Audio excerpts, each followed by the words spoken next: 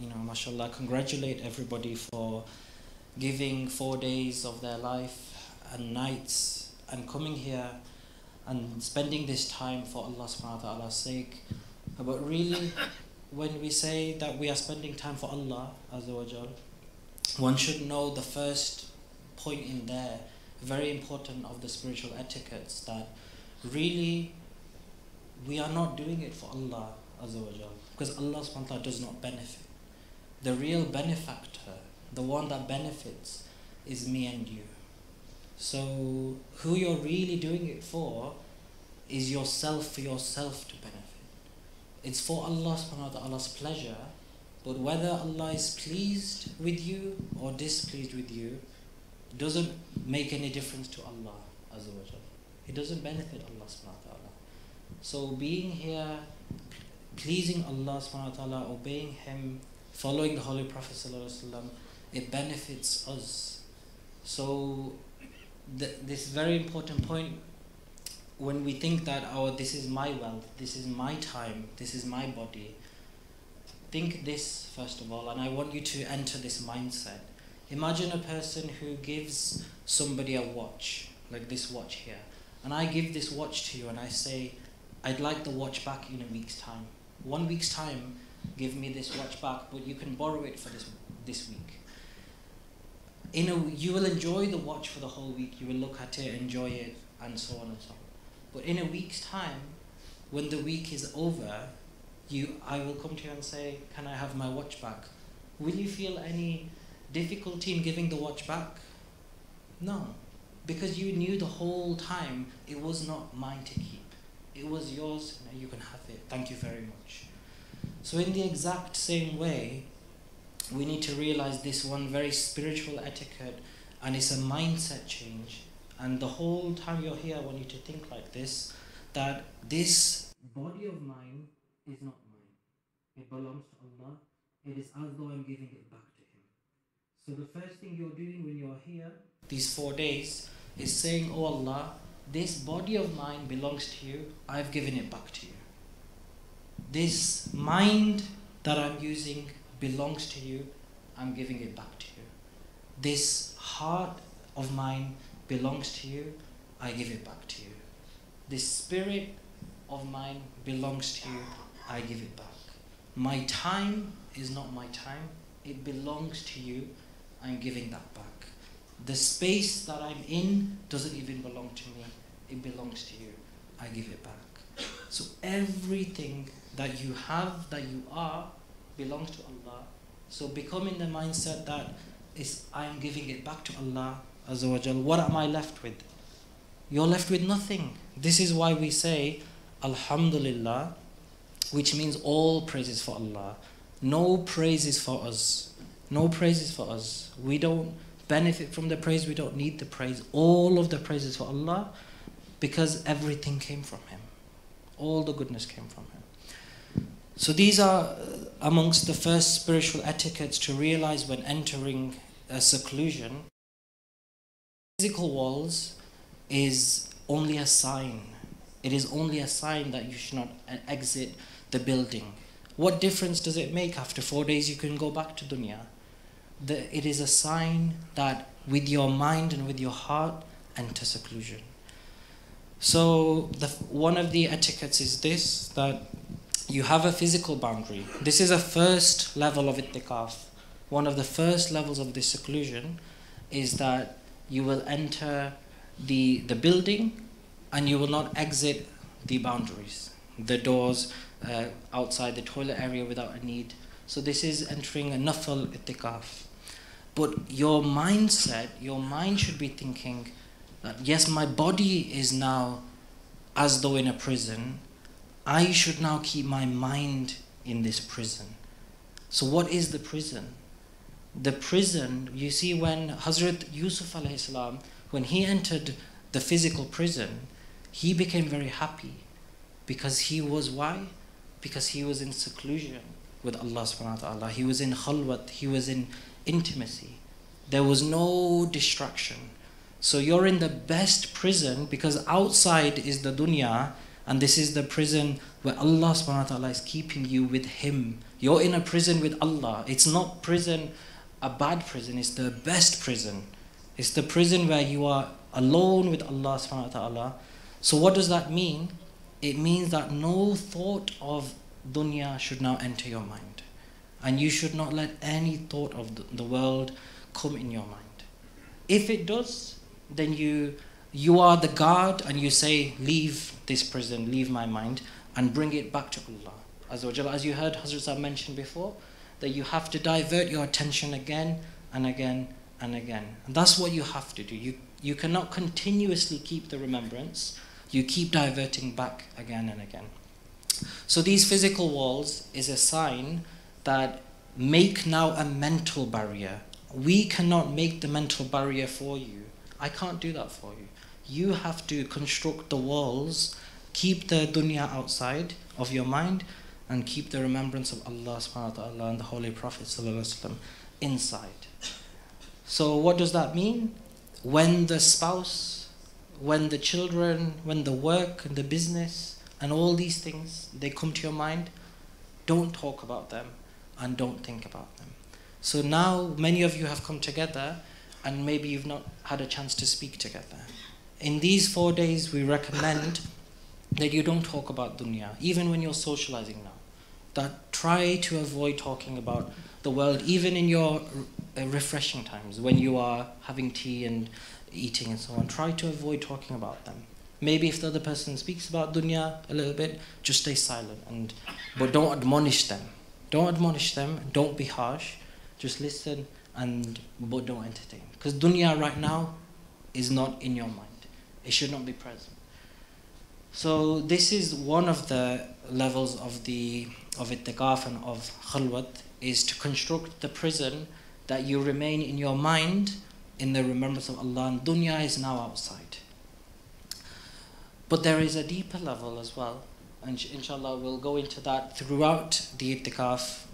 Gradually it will be mentioned, but just for today, try to begin constructing this mind, this thought, this wall, that everything else will remain outside. Only Allah, the thought of Allah subhanahu wa ta'ala is allowed to stay in my mind, the thought of the Holy Prophet sallallahu alaihi wasallam and the Mashayikh, and that is it. Anything related to Allah and His Messenger, nothing else. So this is one of the first things which I inshallah wanted to mention. There are other things, but Brother Shalom? Yeah, inshallah. Bismillahir Rahmanir Rahim. Assalamu alaikum wa rahmatullah. All praise be to Allah subhanahu wa ta'ala, the Lord of the universe and multiverse. And may His eternal peace, mercy and blessing be upon Sayyidina Muhammad sallallahu alaihi wasallam, and upon his beloved family, upon his companions, and all those who follow him until Yawmul Qiyamah. Ameen. So as our Ustad Usman was saying, the mindset is most important. Now in this khalwa and in this spiritual retreat, the main important things are, especially in these gatherings and in this day, is that we should have the mindset that we are 100% committed to do the amal, do the deeds, what we're going to go through. So this is the first thing. I am sure the message has been sent out in the past, and we know, but we have to make our mind and mindset. So this is not like a study circle or a educational workshop as such. This is where we actually do the amal, follow our instructors and so on, and different aspects. And so for this spiritual journey and benefit to happen, we also have to have another mindset. So another adab is very important. Now we as a human being, naturally, we've learned many things in our life, to secular education, to Islamic studies and so on. So everyone has a certain level of knowledge and ilm in them, where they've learned from different ustads and different people and so on. So we respect all that, alhamdulillah. But by that token, today here, for the next 3-4 days, we come for a purpose and a reason. So our purpose should be this, that we're going to do the amal and practice and achieve a goal or a means or an end. So for this, that we have to leave many of the things and ideas or the philosophies we have for now. Yes, we're not discussing fiqh here, so we're not going to say that we're going to start learning fiqh from today. No, this is fine. You're not going to learn about the commentary of the Quran or the Hadith and so on. This is about spiritually how to connect to Rasulullah sallallahu alaihi wasallam and Allah subhanahu wa ta'ala and so on, as you will learn from this. It's very important then that for this science and this field, that then we have to be empty in our mind, like a cup that's turned right way up. So when the mercy and the blessing from Allah subhanahu wa ta'ala descends to the means of our ustaz and our teacher, then he actually receives it. So that's the mentality you should have, and to leave any preconceived ideas and so on. So that's very important, that we should analyze ourselves and don't come as for example, I'm just here to listen to a lecture, or just like they say in English, window shopping. This is 100% committed, sessions will happen for the next 3-4 days, inshallah. So that's another adab to think about and really ponder upon and to refresh. Also on that point, and I'll ask Ustaz Sajid to elaborate as well, that very key thing is with every field, you have an expert, you have who's an expert in the field, who's a professor, who's a lecturer in that field, where we go and we learn from. Now maybe you know certain aspect of that field already before you go to enroll in the course. But whilst you do going through that course, you fully submit and accept some of the teachings and methodology he goes through and the examinations. Now we don't question, I disagree with you, because the purely fact that we know that this person or this university are well-renowned or very well-known, the research work they do and the studies they do, it is well accepted, and they're expert in that field. So if that's the case, then you just follow the full methodology and so on, and try to obviously benefit from.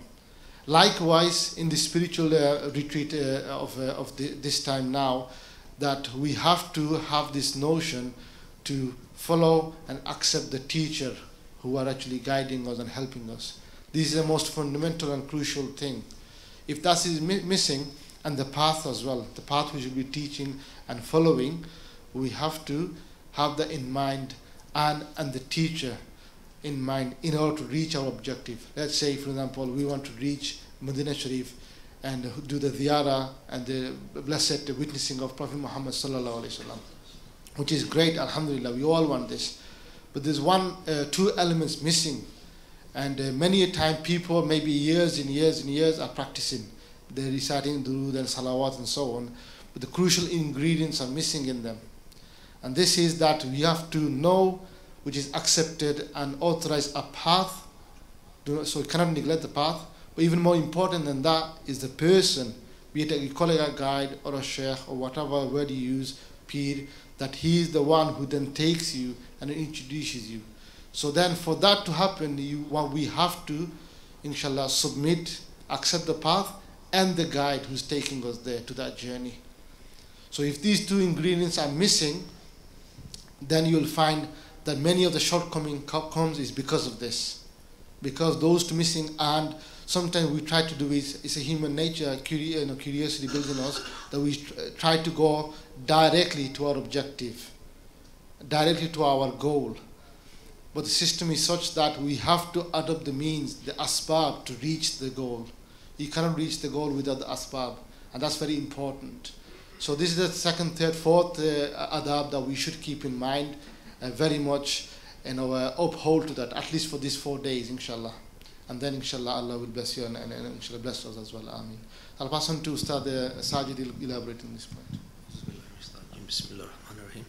Allahumma ya Rabbi bijahi Sayyidina Muhammad ibn Abdullah sallallahu alaihi wasallam ijma bayni wa bayna Sayyidina Muhammad ibn Abdullah qabla akhira. MashaAllah. Assalamu alaikum.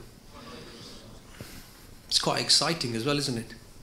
Being here and listening to the two ustads and what we could achieve, particularly the objectives, witnessing.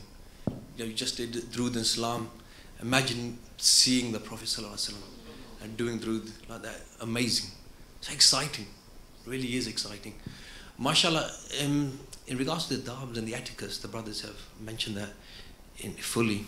I had some notes and they've covered most of it anyway. So what I'm going to talk to you about really is the experience. I was fortunate enough to be on the delegation to Pakistan. And these retreats were run, 2 or 3, some individuals, different levels of people. Some are like the Tony Robbins of Pakistan, life coaches. Some were the university professors, high-level Islamic knowledge, fuqaha. And there was 2 running themes. There was 2 running themes, which, so really I'm leaving my notes, so I'm going to talk to you from the heart, really, what helped and what were the 2 running themes that the people in Pakistan experienced to unblock themselves, to achieve the objective that you're all here for. One of those was submitting, following the teacher, meaning leaving any preconceived ideas or teachings that you have, and you're here for the next 3-4 days. Whatever comes in my way, I'm going to follow. I'm going to follow the teacher, the master of this objective that we want to reach. Because it is not the teacher is not the objective, the teaching is the objective to reach what you've come here for. Second running theme was, and this is, drop your baggage. Knowledge. So what we found was people who've been to many who sat with many lectures, read many life books, and they had many check barriers. As soon as they dropped it, if you don't mind using the word, they flew in the spiritual world. They flew. And they opened up. And many of you, so have some of you, I see similar faces who've been doing this for 2 or 3 years. Why have I not had access? Just bear these 2 things in mind. Bear these 2 things in mind. Ask help from Allah subhanahu wa ta'ala. Submit to the teacher. Drop your baggage. Drop your baggage. I mean, I'm going to give you some examples from Pakistan. There's one brother, professor, actually, who's read many books of Imam Ghazali, and he fasts throughout the year, wanting to achieve what he reads in the books. And when again the teacher mentioned to take 3 days out, and follow, send a mentor, follow the teachings. Now he was very surprised. Hold a minute, why is no recommendation to fast? And again, when he started realizing, okay, I need to leave. I tried my way for many years. Let me just follow this. Let me just follow this. And when he started dropping his baggages from the bottom of the class, he went to the top. To the point he would joke with me, he goes, Saji, I'm dropping them. Yeah, take some of my baggage. I was like, no, I've got enough of my baggage. And no one's going to take anything on the Day of Judgment. So inshallah, if there are any questions, please do ask the ustads here. That was my contribution to that, inshallah. So bismillah, is there anyone that has any questions that they'd like to ask and clarify anything? Yes, Uncle. How do you drop the baggage? It's a word is used and I understand it, but how is it you can get rid of that from your mind and your heart? The question I believe directed to. No, you carry on. There's some. Okay, just repeat the question. I think the mic will be going around soon, inshallah. So the question is, how do you drop your baggage? So the question that was asked was, again, the uncle was on the delegation with us, so and he understands the importance of dropping the baggage, and I can only tell you from what the brothers have mentioned, and a lot of the baggage was with people who had preconceived ideas, ideas of spirituality, ideas of how to do things. So it's really dropping that baggage. Dr. Shah alluded on there. It's coming here as an empty vessel. If you come here with many ideas and your cup is full, whatever we put in there is not going to go in. It will overflow. Empty it. Empty your preconceived ideas, your knowledge, and present yourself like an empty vessel, and all you have to do is receive. Follow the methodology and receive. Inshallah, I hope that helps to answer the question. Uncle.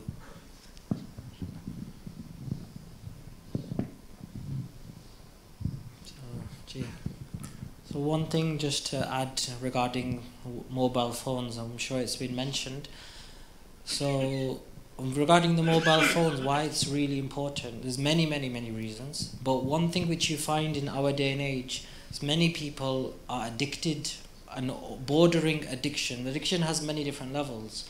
But the fact that you need to look at the phone, or even though there's no message, or every time there's a message, we need to look at the phone, that shows that you're trying to fulfill some sort of need.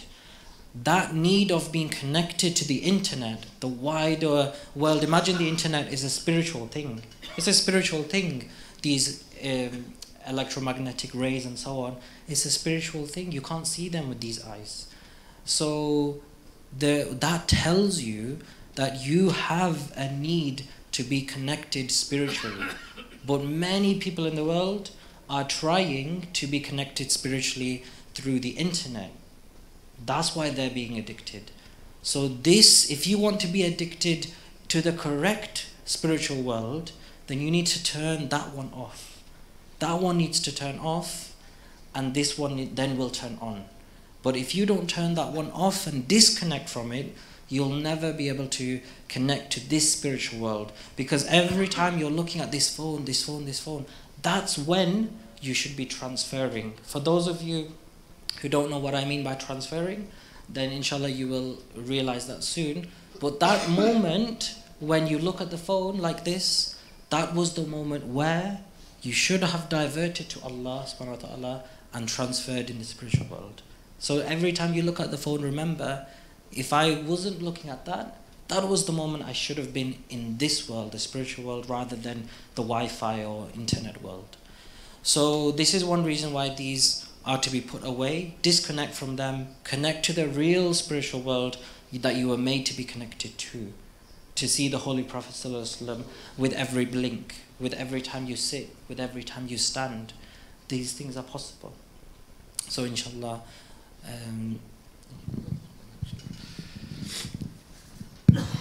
so just to elaborating on the point about what Ustad Sajid also mentioned about dropping the bag, and the question obviously could come to your mind and to my mind as well, that I know my teacher, especially brothers who are following the lessons and the training and the course of purification, that I know I have my teacher, I know who my teacher is, and I'm following for many years.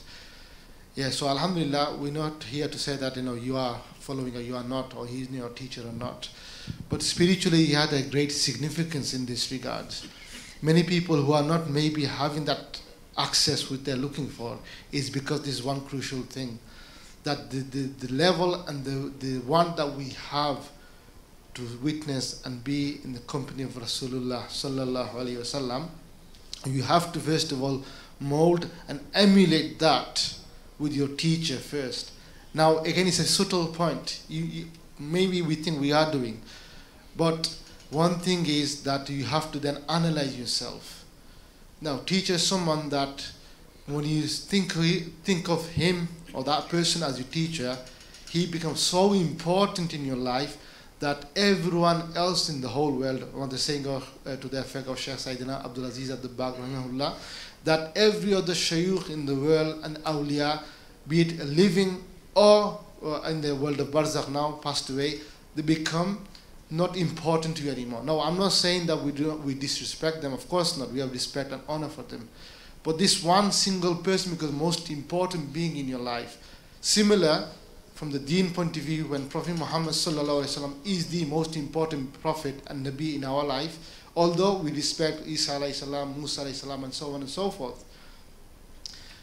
But to the level of the teacher and the student, that's the kind of understanding we should have and embed in our mind, and spiritually then try to connect. And that really then helps that person to transfer. Because remember, the teachers are not the real objective. They're just a means, a sabab to the real object, which is obviously Prophet Muhammad sallallahu alaihi wasallam and Allah subhanahu wa ta'ala.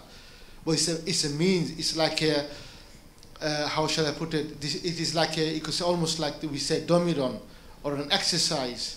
That because the shan and the state of Rasulullah sallallahu alaihi wasallam is such that spiritually in reality, if you know and a glimpse of who he is, and if you don't uphold the adab and the etiquettes, then we know our iman could be in danger. So in order to learn this and to have the power to understand the adab and the subtleties, That's why the teacher is important, where step by step at a lower level, we can learn this and implement that in our life. And then this becomes a catalyst,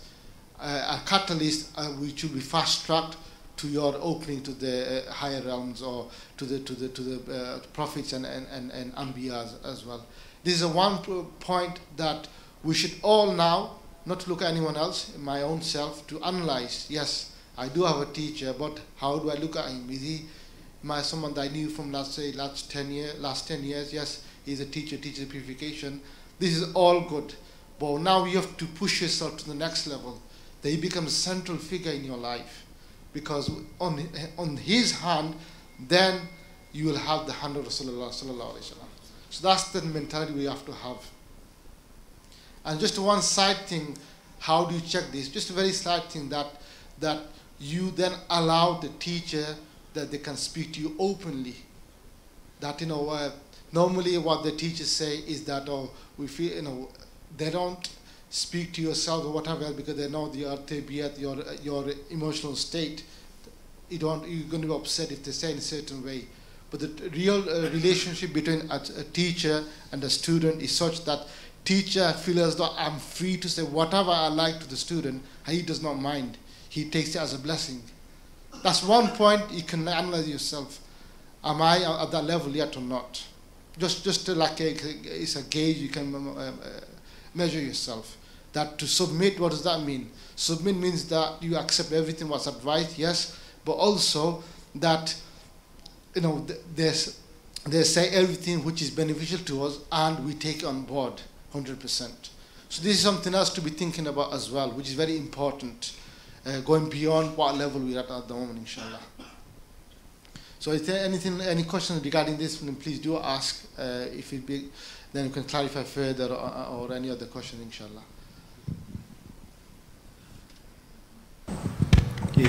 Do raise your hands if you want to ask a question, and I'll bring the mic to you, inshallah.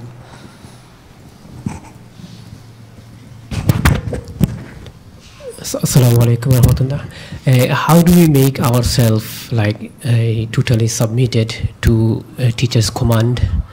Obviously in my mind I'm ready that I will accept everything whatever teacher is saying, but how do I know that I am ready or on that level?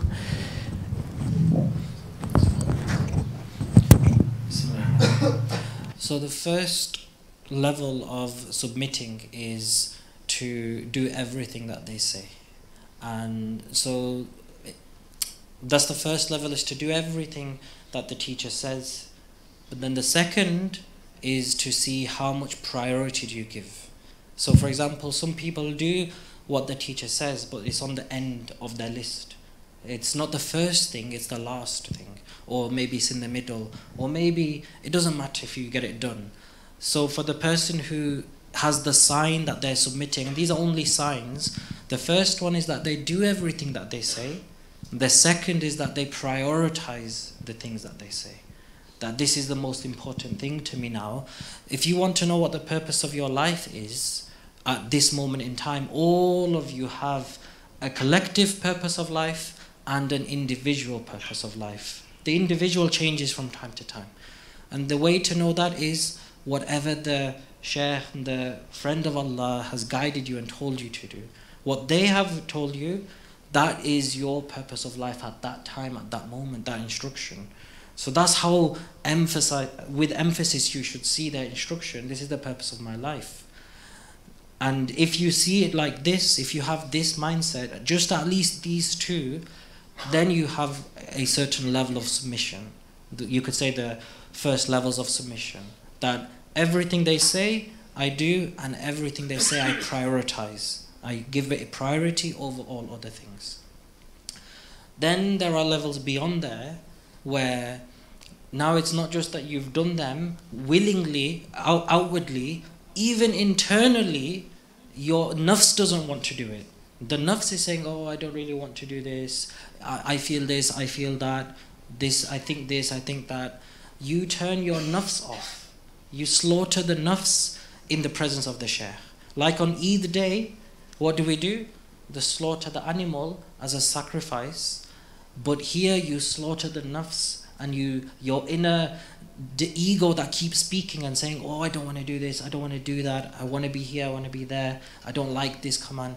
That nafs, you tell it off and you tame it, you hold it, especially with the shaykh. When the shaykh tells a person to do something, you see in the Holy Quran, Allah subhanahu wa ta'ala says that the companions, the believers, they say, we hear and we obey. Allah subhanahu wa ta'ala doesn't say that they say we hear, we think and we obey. There's no think. They don't think.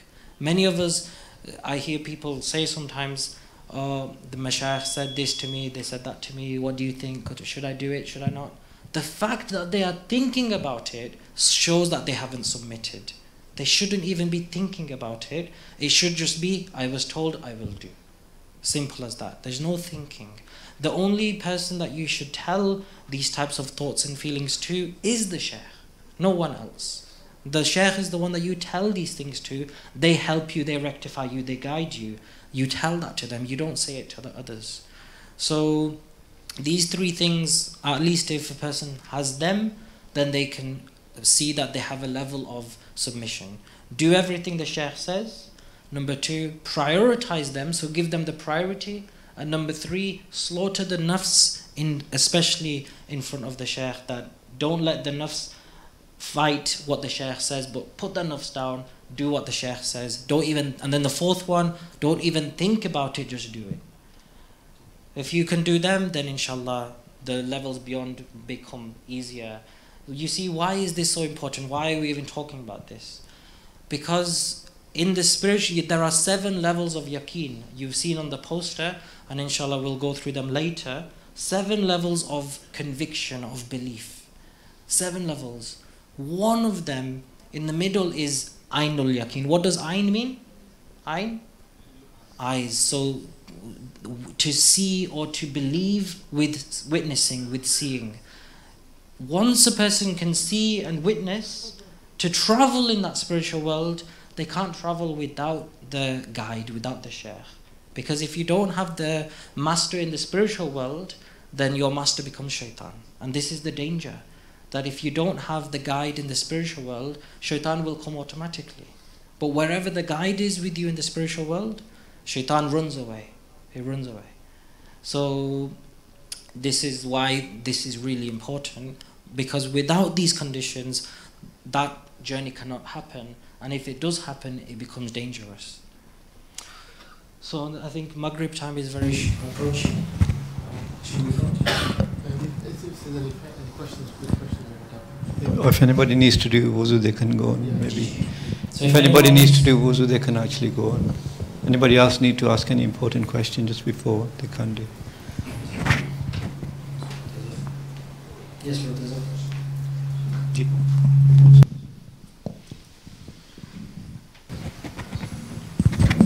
Assalamu alaikum. Conscious of time, but a quick question. A lot of people have come from work, business, obviously busy lives, to come into this retreat for 3-4 days. And any tips on how to block the dunya and the clutter of all these things that are going on in our minds for us to benefit a maximum amount during the next few days, please? So that is the reason why we obviously sat here for the next 3-4 days. So one very quick, a solution could be applied is that inshallah we'll mention throughout the course of it that we should also try to connect to Allah subhanahu wa ta'ala, have the 3 keys in mind. You know, Allah is with me, Allah is watching me, Allah is hearing me, and also with the Rasulullah sallallahu alayhi wa sallam. So like after Asr Salah is mentioned that when we recite the Durood Sharif every time, and salawat, we should focus on the being that we are reciting upon. So very quick, one quick solution would be that every time, you know, the thought that drags you out and makes you think about the work and the world and the problems and the situation, you just divert your thoughts there and think about either Prophet Muhammad sallallahu alaihi wasallam, recite the Durood and salawat, or have the presence of Allah subhanahu wa ta'ala in mind. In fact, we might look at this as a negative or a distractions, but if one is wise and intelligent, then we can utilize that to our advantage. That's what many people do, is to use the negative situation in such a way that it becomes a win-win situation for us. So every time, in a way it becomes like a challenge. Every time that, you're afflicted with something, or a musiba, or something like distractions, then you challenge it and utilize the same situation and the same means to your advantage. So every time, for example, it could be almost like a reminder. Every time you think about work or whatever else that I'm thinking about the world, that at that moment I'm going to recite salawat and I'm going to remember Prophet Muhammad sallallahu alaihi wasallam. Maybe had that thought not come into your mind, maybe you would have not done salawat at that time. So it becomes a positive experience for you, inshallah. So the very, very one quick thing to check yourself again and again, inshallah, especially in these retreats, inshallah.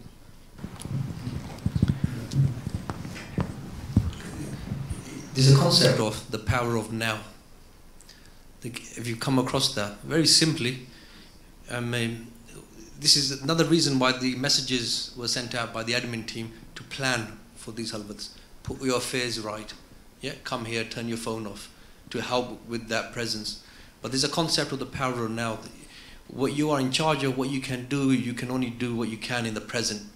So keep in the present. What's happened in the past has happened. Whatever argument you had with your wife, your business partners, it's in the past now. Deal with the now. Now you are here. Now you have a focus. Now you have an objective. This will affect your relationship with Allah subhanahu wa ta'ala for the future. So what you do now has an effect on that. And when you apply that concept and the methodology the brothers will go through over time, you won't worry about the future, because we have that concept as a believer: live your life as if you will die tomorrow. So these concepts, so be in the present. So I hope you write some of these down, because they're different practical solutions. So to give you another two, one of them is, when the thought of this thing comes to your mind, so let's say it's a business transaction that's in the process of happening, the first thing you can do is, your mind keeps going there. So go there. Let your mind go there. But when you go there, Brother Zafari, listening is for you. When you go there, then remember Allah subhanahu wa ta'ala there.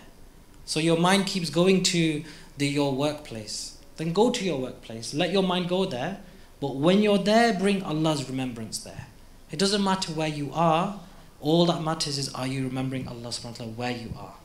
So your body is here, but what does, in the ascension, your mind and your heart, your spirit goes to Medina Sharif, Makkah Sharif, it goes to Masjid al-Aqsa. It's hardly ever in this mosque. So go wherever you're going. If it keeps going there again and again and again, but bring Allah subhanahu wa ta'ala's remembrance there and stay there. So that's one of the solutions. And then the other solution is, whatever it is that keeps coming to your mind, speak to Allah subhanahu wa ta'ala about it. So just talk to Allah.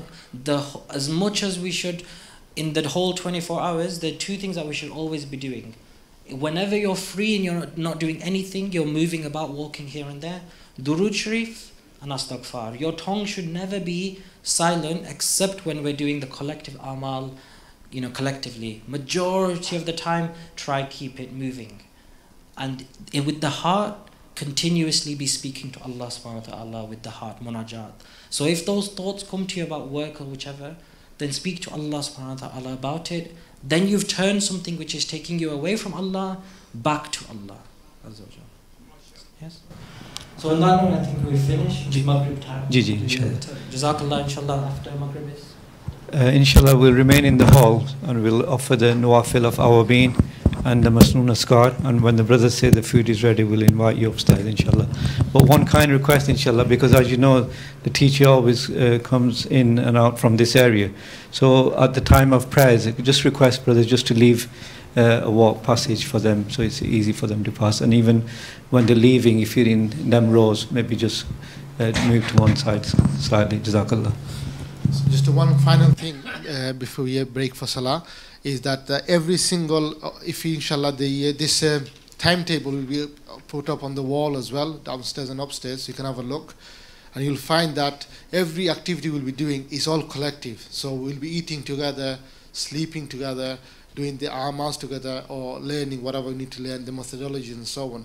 So it is all about collective practices. And when the time of rest is given, it's important to do rest. Because there are some mujahideens here that they think I can do it with 3 hours and I'm going to do my 3 hours ibadah. Yeah, you can do, but then this will have an impact later on where we need you to be focused, energized. That is why that normally in this masjid, we've always started, for example, fasting in retreats. But because the fact is fasting has its own, obviously, blessings, but physically people towards the end feel tired and be, lack of energy. That's why this has been omitted, just for the reason that we are fully energized, we fed well, we slept well, so we can focus on the amals at hand. So please, if the 7 till 1 is given for rest, do rest most of that at any other time. And there is no individual thing that, oh, this is my personal thing. Yes, the whole purpose we sat here is that we learn, take away something from us, from here, so that we could do this individually at home in our own localities. So that's another important difference in this case, is that we do everything together, inshallah. Jazakallah. Assalamu alaikum wa rahmatullah.